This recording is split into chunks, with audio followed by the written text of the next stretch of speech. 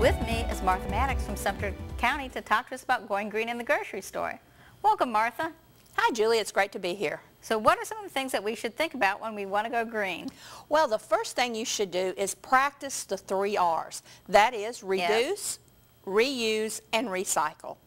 So when you talk about reducing, what are you talking about? What are some ways we can reduce and I'm sure be better for the environment and save us, be green for our wallets too? Well, stop and think about what you're purchasing and purchase smaller portions. Purchase what you're going to use. We'll talk later about maybe buying in bulk, but don't overbuy. Just, reduce with what you're buying. Look at what you actually need and don't stockpile. So I shouldn't have like 500 rolls of toilet paper that I had used coupons for? What about coupon shopping? Isn't that going to save me money and help me? Well, Julie, do you need it? Do you need that much? I guess I should say it that way, because just because it's on sale and you've saved money does not mean that you need it, because toilet paper, for example, is something that does not go bad. But let's talk about canned soup maybe. Canned soup's on sale, 10 for $2. And you stock up and you buy 24 cases of it because you know you're going to use it. Well, look at the expiration date, the use-by date. Look at those dates. Or just taking up a space in my house for stuff that I might want to use, and suddenly all I've got is 20 cases of soup. Right. And then if the expiration date goes out, you're going to have to toss it. So did you need it? No. And the space it takes up in your house. So that's what we're talking about when we talk about reduce. So to just give some thought, like we've talked about many times before, know what you're going to buy beforehand. Right. Make your plan ahead of time. Okay, so we're going to reduce. What about reusing? What are some ways we can reuse? Well, with reuse, look at leftovers. If you're preparing rice, for an example, to have for your dinner tonight, say you're going to have a stir fry and rice. Well, I want to make soup up in the week, and it calls for rice also. You can prepare enough rice for both meals. That way you're looking at the electricity or the gas that you use. You've only prepared it once. Then you'll have whatever you need, left over there. Also, your leftovers. If you have steak and there's some steak left over, plan around that. Have like a stir fry, have like a soup, have something else that you can use your leftovers in instead of just tossing them out. When I give classes sometimes, I ask people, that's my trick question, what's the most expensive thing in your refrigerator? And they say meat or whatever. And then part of the trick question is I show them a garbage can. I say, that's right. It's the stuff that you throw out. It's the stuff you didn't use.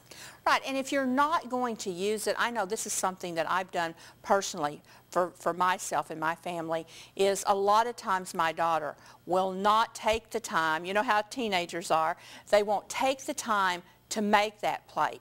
And so instead of just putting a bunch of stuff, leftovers, in the refrigerator, I'm making plates. Number one, I can grab that on my way out the door and I can save money for lunch. Number two, if we don't want to eat it that week, we can freeze them. And that way we've already got it portion sized out, what we need to eat and all like that. I know the third R is recycle. That's right. And you can recycle it like we talked about, using your foods in different meals. Also, how could you use, if a glass jar, for an example, you get a nice glass jar with some spaghetti sauce in it, how could you use that? Could you take and store some of your dried beans or dried products in it? Look at items like that you can recycle and how you can use them in other ways. Something else to think about is I know some grocery stores will take styrofoam meat trays back to recycle and others won't. I mean, stores will, but a lot of times at the curb you can't recycle them. So some things you can recycle at the curb, and you may need to check with the website for your local trash hauler, and some of the other things you can take back to the store when you go and let them recycle it too. Well, I know one of the things that just recently hit me with recycling is when my husband went to get his prescription refilled, he called it in and they asked him, was he going to be in the store shopping, and could he bring his container that his medicine come in? And so they're encouraging their people to bring their bottles to get them refilled so they don't have to give them another bottle to put their new medicine in. So I thought that was really good. And also the grocery sacks. I see you brought one. Well, yes, but what I was talking about is the plastic ones. Oh, A lot of them, they'll recycle those. If you have several of them, they'll have a bin at the grocery store that you can take and put those back into. Right. And if you're ever sending, they make good packing material. If you're ever Oh, sending you better gifts and believe stuff, that. they're good to crinkle around. So speaking of the grocery sacks, I see you brought one. Right. The bag right here, these are really good. You've got to remember, though, to take them in. Or more importantly, you have to remember to have them in your car. In your car, right. But they're really good, Julie, because that way you don't have a lot of the plastic that gets stocked up or you throw it out.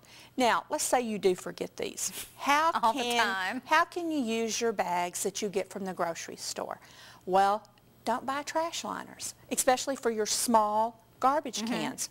Take and stuff several of the little bags in the bottom of your trash can, then put another bag over it and use those for your trash can disposable liners.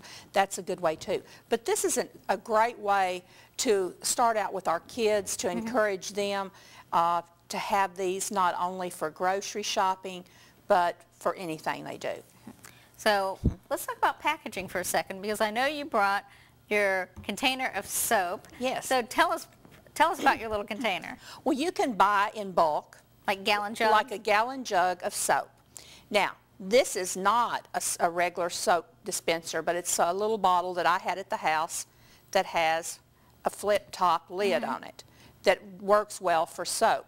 If I buy the gallon container of soap, now I know we said kind of, cut back on what you're buying, but a gallon of soap is a lot cheaper than a little container of soap. And it's not going to spoil. It's not going to spoil, and I can reuse that, or I can fill every bottle in my house for probably about a half of what I would normally spend.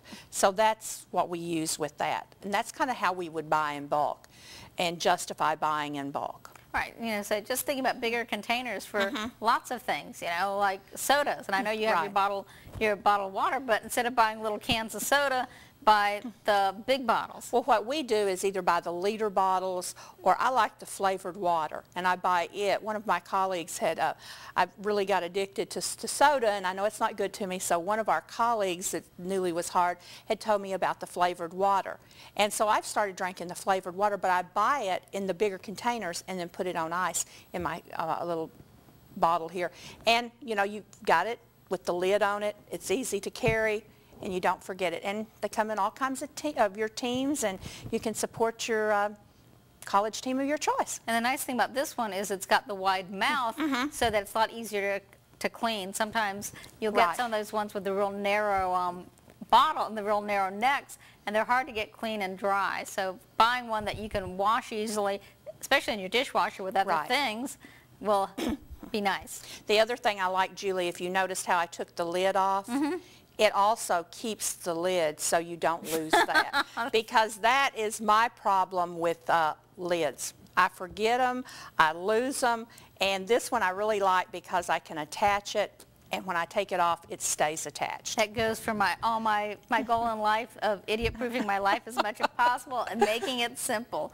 So, well, thank you, Martha. So we need to remember that we can go green for the environment and keep more green in our wallets by reducing, reusing, and recycling. That's true, Julie, and thank you, and check Solutions for Your Life. Thank you so much.